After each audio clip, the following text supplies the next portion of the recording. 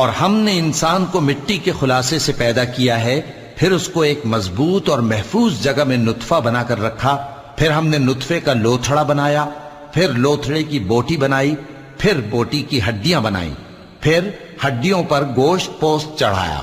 پھر اس کو نئی صورت میں بنا دیا۔ سو بڑا برکت والا ہے اللہ، جو سب سے اچھا بنانے والا ہے۔ پھر اس کے بعد تم مر جاتے ہو،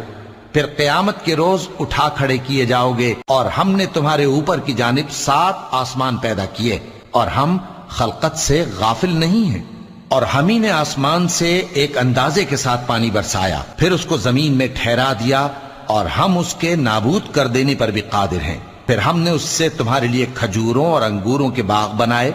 ان میں تمہارے لیے بہت سے میوے ہوتے ہیں، اور ان میں سے تم کھاتے ہو۔ اور وہ درخت بھی ہم ہی نے پیدا کیا جو طور سینا کے دامن میں ہوتا ہے، یعنی زیتون کا درخت